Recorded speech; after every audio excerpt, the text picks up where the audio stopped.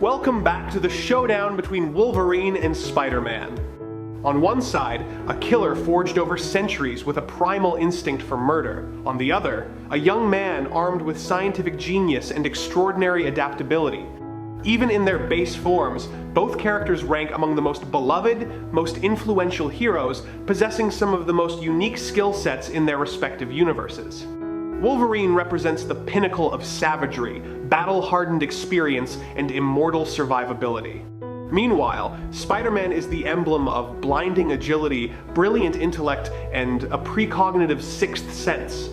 To understand who will be the last one standing, we need to delve into their origins, the nature of their powers, and the combat mindset of each warrior. In short, let's get started. First up is the Wolverine. Wolverine, also known by his birth name James Howlett, and commonly called Logan, is one of the earliest and most dangerous mutants, marked by childhood tragedy, the brutal experiments of the Weapon X program, and centuries wandering across humanity's bloodiest battlefields. Logan is not just a warrior, he is a living weapon, a perfect assassin tempered by fire, gunpowder, and pain. Wolverine's psyche is a constant struggle between a feral, beast-like instinct and the honor of a samurai. He carries deep psychological scars, but it is precisely these wounds that have forged an iron will and a tolerance for pain that transcends all limits. Wolverine's physical capabilities are a terrifying combination of superhuman strength and limitless endurance. He possesses superhuman strength,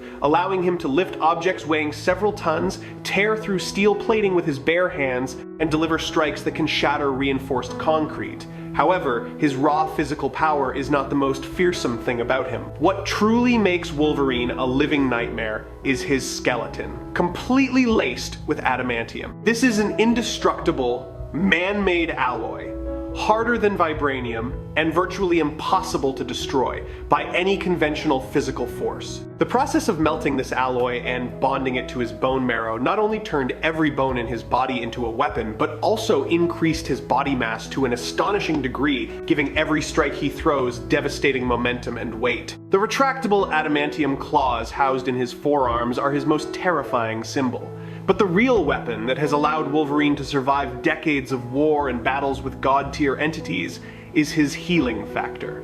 His cellular regeneration operates at blinding speed, allowing him to recover almost instantly from fatal injuries like gunshots, stab wounds, and even severe burns or massive blood loss. This healing factor not only makes him biologically immortal, but also enhances his stamina, drastically slows his aging, and grants him immunity to most toxins, diseases, and drugs. More importantly, it allows him to fight with a completely unhinged style. Wolverine has no need to dodge. He willingly takes a hit for the chance to close the distance and deliver a finishing blow. He fights like a man with nothing to lose, turning himself into a whirlwind of blood and steel. Wolverine also possesses a hyper-acute sensory system. His sense of smell is so keen he can track the scent of blood, identify individuals by their unique body odor, and even detect the presence of invisible foes. His sight and hearing also far exceed human limits, allowing him to track targets moving at high speed in total darkness. These senses, combined with centuries of practical combat experience, make him a master tracker and ambush predator. He has been trained by the finest ninjas in Japan, the most ruthless samurai, and has operated within countless intelligence and military organizations across the globe. His fighting style is a fusion of a wild beast's savagery and the cold, precise efficiency of a highly trained assassin. Yet, Wolverine is not without weaknesses. His greatest vulnerability lies within his own mind and emotions. His wiped memories, past traumas, and the internal war between his berserker rage and his humanity sometimes cause him to lose control. When he descends into a feral frenzy, he becomes stronger and more brutal, but is also easier to exploit, losing the clarity needed to assess the battlefield. Furthermore, despite his incredible healing factor, he can still be killed by specific methods, such as drowning or being completely separated from his adamantium skeleton. That indestructible skeleton is also a burden, making it difficult for him to swim and occasionally causing him to suffer from heavy metal poisoning from the very alloy within his body. Now, let's move on to Spider-Man. Peter's origin begins as an ordinary high school student, passionate about science and somewhat of a social outcast, until he is bitten by a radioactive spider. Instead of turning him into a monster, the bite grants him superhuman abilities proportionate to that of a spider. But Peter's greatest tragedy, and also his greatest driving force, is the death of his Uncle Ben. Uncle Ben's final lesson, that with great power comes great responsibility, becomes the guiding principle for every action Spider-Man takes. The psyche of Peter Parker is a blend of genius-level intellect, humor used to mask his fear, and a crushing moral burden that weighs on his shoulders every single day. Spider-Man possesses superhuman attributes that make him one of the most agile and powerful street-level heroes. His strength allows him to lift objects weighing dozens of tons, effortlessly stop moving cars, and deliver punches with the concussive force of a heavy artillery shell. His muscles produce significantly fewer fatigue toxins than a normal human's, allowing him to fight and move continuously for hours without any drop in stamina. His agility and equilibrium are perfected to a superhuman level, enabling him to perform acrobatic maneuvers, dodges, and three-dimensional movements that no Olympic gymnast could ever match. He can adhere to almost any surface through electrostatic force, allowing him to fight on walls, on ceilings, or hang suspended in midair. But Spider-Man's most fearsome and unique weapon is not his muscles, but his spider sense. This is a form of precognitive sixth sense, a clairvoyant warning that allows him to perceive danger before it actually happens. The spider sense is not merely a reflex. It is an early warning system operating on a neural level, enabling him to dodge light-speed attacks, sniper bullets, and even ambushes from multiple directions. When combined with his superhuman agility, the spider sense transforms Spider-Man into an almost untouchable target. He moves across the battlefield like a dancer, weaving and dodging every attack with an unbelievable fluidity. Spider-Man also equips himself with highly effective support tools of his own invention. His web shooters and chemical web fluid are a stroke of genius. This web fluid has extremely high tensile strength, is harder than steel, and can bear the weight of truck. Peter uses his webbing not just for swinging between buildings, but also as a versatile combat weapon. He can shoot webbing into an opponent's eyes to temporarily blind them, bind their limbs to neutralize their movement, create temporary shields, or even use his webs to disarm his foe. Peter's creativity in using his webbing is limitless, making him a master of battlefield control and trapping opponents in a passive position. The final, and perhaps most crucial, element that constitutes Spider-Man's power is his genius-level intellect. Peter Parker is an extraordinary scientist with deep knowledge of chemistry, physics, biology, and mechanical engineering. In combat, he doesn't just rely on his muscles or senses. He analyzes his opponent's weaknesses, calculates trajectories, and finds a scientific solution to every problem. He has the ability to adapt extremely quickly to unexpected situations, concocting antidotes or figuring out how to neutralize vastly more powerful enemies within minutes of engagement. However, Spider-Man's fatal weakness lies in his very heart and morality. He absolutely refuses to kill, and constantly pulls his punches to avoid causing permanent injury to his opponents. Having to constantly hold back means he cannot unleash 100% of his strength in most battles. Furthermore, his spider sense can sometimes be overloaded or deceived by enemies with special skills, and Peter himself is still a flesh and blood human who can be severely injured or knocked unconscious by sufficiently powerful attack. The burden of his double life also frequently leaves him distracted and exhausted, both physically and mentally. We have two warriors with completely opposing skill sets.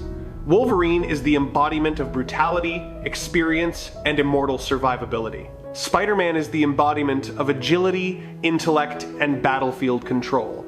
If we consider pure physical strength and speed, Spider-Man holds an overwhelming advantage.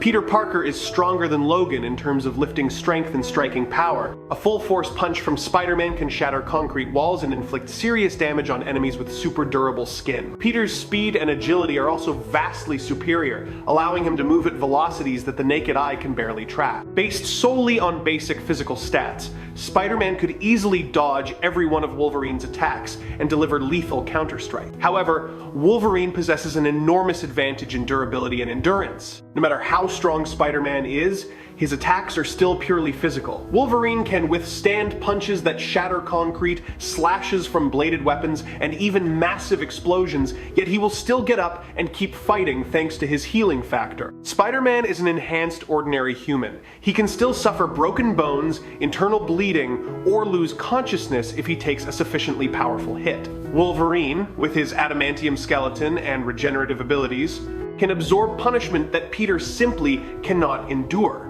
Spider-Man's spider sense is an invaluable defensive and counter-offensive tool, allowing him to dodge almost any attack. However, Wolverine is no ordinary combatant. He possesses hyper-acute senses, tracking abilities, and a fighting style built on overwhelming savagery and pressure. In the past, when facing enemies with similar senses or superhuman speed, Wolverine has often resorted to wide-area tactics, attacking relentlessly without pause to exhaust his opponent's stamina and focus. If Spider-Man focuses only on dodging, he will gradually be backed into a corner and worn down. In terms of tactics and intellect, Spider-Man far surpasses Wolverine. Peter has the ability to analyze the battlefield, identify weaknesses, and use the surrounding environment to create an advantage. He can use his webbing to blind Wolverine, tightly bind his joints to restrict his movement, and create physical traps to restrain him. However, Wolverine is a master of breaking out of traps and fighting in confined spaces. With his superhuman sense of smell and hearing, he can predict Spider-Man's location even when he is hiding on the ceiling. His adamantium claws can easily slice through chemical webbing, and the massive body weight from his metal skeleton means he cannot be easily tossed aside by Peter's kicks or shoves. In a standard confrontation, Spider-Man would never use his full strength. Peter would try to negotiate, seeking to neutralize Wolverine without causing permanent harm. He would use his webs to bind, blind, or disorient him. Wolverine, on the other hand, would not hesitate to use lethal force. He would target weak points, attempt to impale Peter's body, and fight with the intent to destroy his opponent. This disparity in their willingness to go all out puts Spider-Man at a significant disadvantage in decisive moments. If Peter hesitates for even a second, Wolverine will immediately exploit that opening to deliver a finishing blow. Although Wolverine is strong and possesses regeneration, he is still bound by physics. If he is completely bound and immobilized, he cannot inflict damage on Spider-Man. Peter could keep Wolverine in a controlled state until he is exhausted or until intervention arrives. In most encounters, Wolverine and Spider-Man usually end in a stalemate or stop for some reason, often because they realize they are fighting for the same side. However, upon closer analysis of the scenarios, Spider-Man often demonstrates superiority in evasion and distance control. Wolverine is virtually unable to touch Peter if he is genuinely serious about dodging. But conversely, if Wolverine can create a wide area situation or use the environment to restrict Spider-Man's mobility, he will have a chance to close the distance. Centuries of combat experience, a cold-blooded killer instinct, and limitless endurance will allow Logan to push through Peter's physical attack. Wolverine won't care about getting hurt. He will charge straight into Spider-Man's punches to trade for a single opportunity to get in close. Once the distance is closed, Wolverine's savagery and masterful close-quarters combat skills will come into play. Peter, no matter how agile, is still flesh and blood, and one precise strike from those adamantium claws would end the fight instantly. In my opinion, Spider-Man would win in the majority of standard confrontations thanks to his intellect, agility, and non-physical means of restraint. But Wolverine is the ultimate survivor in the most brutal scenarios, where experience and killer instinct reign supreme. Peter Parker may win the battle, but James Howlett is the one who survives the war. What do you think? Let me know your thoughts in the comments section. Don't forget to subscribe to the channel. Thank you all very much.